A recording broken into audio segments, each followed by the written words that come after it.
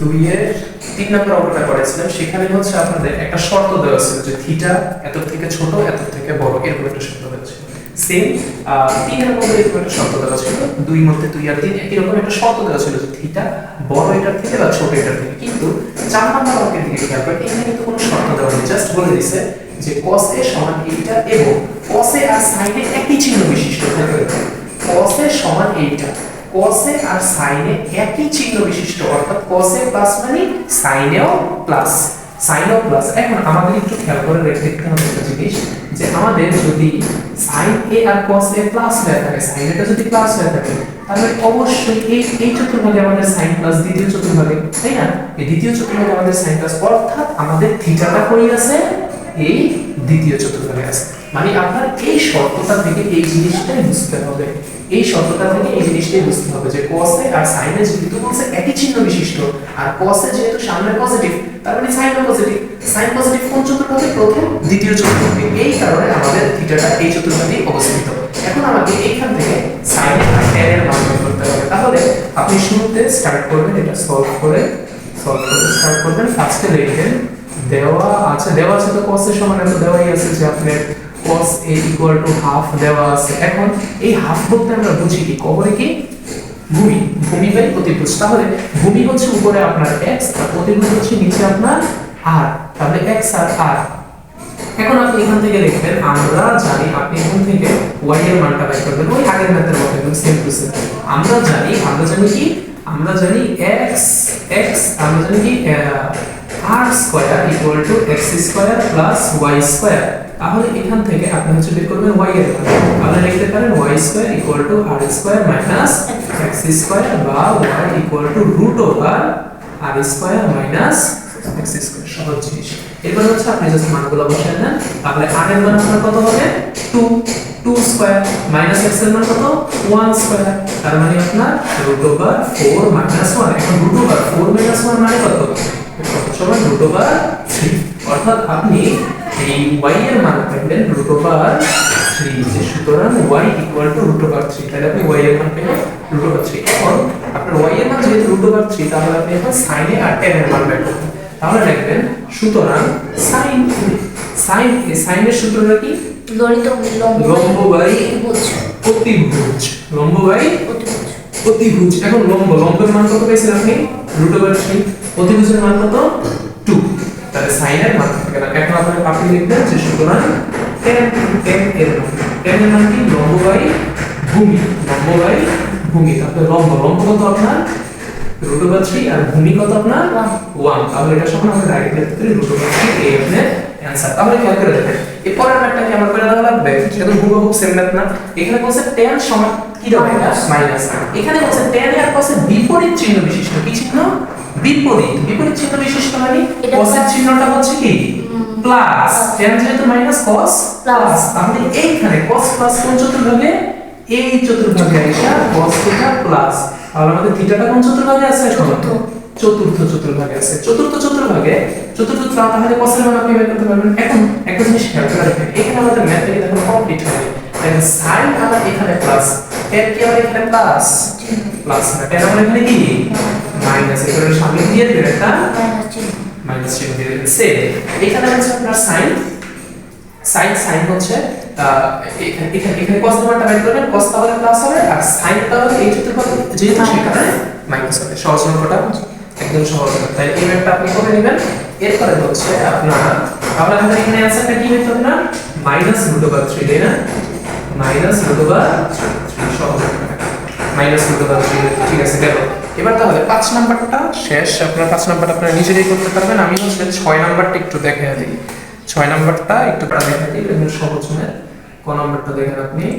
ক নাম্বার বলতেছে হচ্ছে আপনাদের যে tan a plus cot a equal to sec a into cos a। এটা আপনাদের প্রুফ করতে বলছে, এটা আপনি প্রুফ করবেন। কেমনে প্রুফ করবেন? শুরুতে লিখবেন লেফট হ্যান্ড সাইড, এবং ইজি লেফট হ্যান্ড সাইড লিখবেন কি tan a plus cot a লিখলেন। এখন tan a মানে কি বলেন তো? এখানে দেখেন sec cosec আছে, তাহলে sec cosec এর জন্য আপনার অবশ্যই sin আর cos লাগবে, কারণ cos এর উল্টা sec, sin এর উল্টা cos। এই কারণে আপনি হচ্ছে এটা sin cos এ কনভার্ট করবেন। তাহলে tan আছে, তাহলে হচ্ছে আপনি কি লিখতে পারেন sin 3 cos a সহজভাবে। আর cot তে আপনি হচ্ছে tan এর উল্টা, তাহলে লিখতে পারেন cos a sin a। এখন হচ্ছে আপনি জিনিসটাকে এভাবে লিখবেন, তাহলে এখানে আপনি যদি গুণ করেন তাহলে আসে হচ্ছে আপনার sin a cos a।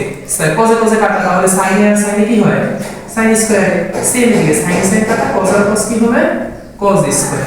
তাহলে দেখেন উপরে আপনার থাকে 1 বাই আপনার নিচে আসবে sin a cos a। দেখেন আপনি এটা চাইলে 1 বাই sin a ও লিখতে পারেন 1 বাই cos a আকারে এভাবে লিখতে পারেন। এখন দেখেন 1 বাই sin a মানে কি cos a, আর 1 বাই cos a মানে sec a।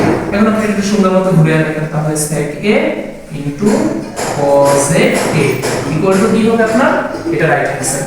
শেষ, সহজ একটা রাইট হ্যান্ড সাইড, তারপরে প্রুফড, যেহেতু প্রমাণ করতে বলছে প্রুফড, সহজ একটা ব্যাপার। এটা কিন্তু সহজ হয়। এখন দেখেন খ নাম্বারটা করে দেই, খ নাম্বারটা আপনাদের একটা করে দেই, খ নাম্বারটা একটু করে দেই আপনাদের, তাহলে এটা একদম সহজ হবে। খ নাম্বারটা সহজ হবে আপনাদের জন্য। খ নাম্বারটা দেখেন, খ বলতেছে কি আপনাদের যে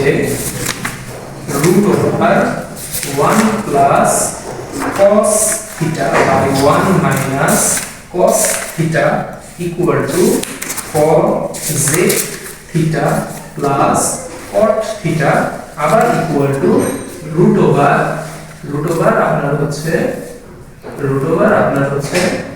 sec theta plus 1 by sec theta minus 1। এখানে খেয়াল করে দেখেন, এটা সমান এটা প্রুফ করতে হবে, আর এটা সমান এটা প্রুফ করতে হবে, মানে এখানে হচ্ছে এক ভাই আপনার দুইটা প্রুফ করতে হবে। তাহলে আপনি শুরুতে দেখবেন, সুতরাং লেফট হ্যান্ড সাইড আপনি হচ্ছে এটা করেন। লেফট হ্যান্ড সাইড আপনি কি বলছে √1 plus cos theta by 1 minus cos theta। এখন দেখেন আপনাদের যখন আমি জেনারেল ম্যাথ করাইছিলাম তখন আমি বলছিলাম যে এরকম √1 যদি থাকে তাহলে রুটের যেটা নিচের যে চিহ্নটা আছে এটার বিপরীত চিহ্ন দিয়ে উভয় পক্ষে মানে গুণ দিতে হবে না, যোজন বিয়োজন না, এই নিচের চিহ্নটার বিপরীত চিহ্ন দিয়ে উভয় সাইডে গুণ করতে হবে। যখন আমি ত্রিকোণমিতি করেছিলাম এটা বলছিলাম। তাহলে খেয়াল করে দেখেন আপনি এটা তাহলে এখন কি করবেন, এইটা যেভাবে আছে ওইভাবে দেখেন 1 by cos theta by 1 minus cos theta। এখন দেখেন নিচেরটার চিহ্ন কি মাইনাস, তাহলে আমরা প্লাস দিয়ে এই সাইডে দুই সাইডে গুণ করে দেব, দুই সাইডে গুণ করে দেন। তাহলে কি হবে 1 plus cos theta by 1 plus cos theta। খেয়াল করে দেখেন এই দুটো কাটা কি হয়ে যাবে, অঙ্ক মার্কের মতো থাকবে। এবার হচ্ছে আপনি পরবর্তীটা দেখেন, পরেরটা এটা, তাহলে আপনার হবে কি উপরে থাকবে হচ্ছে এইটা আর এটা, তাহলে এটা আপনি স্কয়ার আকারে লিখতে পারেন 1 plus cos theta whole square, আর নিচে আপনি লিখতে পারেন a minus b into a plus b, তাহলে a square minus b square. দেখা যায় জিনিসটা, তাহলে পরের নিচে আপনি এইভাবে লিখতে পারেন না, এই উপরে যেহেতু আছে এটা তাহলে এটা লেখা যায় না যে 1 plus cos theta whole square লেখা যায় এভাবে, আর নিচে 1 মাইনাস cos স্কয়ার থিটা মানে sin স্কয়ার থিটা সূত্র অনুসারে।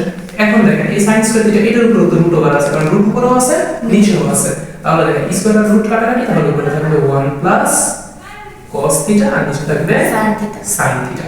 এখন দেখেন এই জিনিসটাকে আমরা কিন্তু এইভাবে করতে পারি, এভাবে করতে পারি কি আপনার উপরে 1 by sin theta plus cos theta by sin theta, মানে হচ্ছে আপনার ওই যে যোগ বিয়োগ করলে ভগ্নাংশ যোগ বিয়োগ করলে আগে তো আমাদের এরকম থাকে, পরে এটা আমরা যোগ করলে তো জিনিসটা এরকম করে আনি, যে নিচে এই দুইটা একই রকম আছে তো একটা নেই, তারপরে এই sin কাটা উপরে থাকবে 1, sin কাটা উপরে থাকবে cos, সেম জিনিস একই রকম।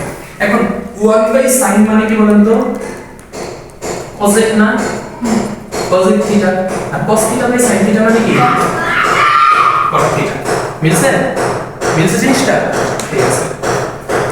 এটা এই অঙ্কটাও সেম একদম হুবহু একই রকম ভাবে আপনি করে ফেলতে পারেন। কেমনে কথা দেখেন, এখানে দেখা দেই আপনারা একদম হুবহু সেম, এই জিনিসটাও সেম।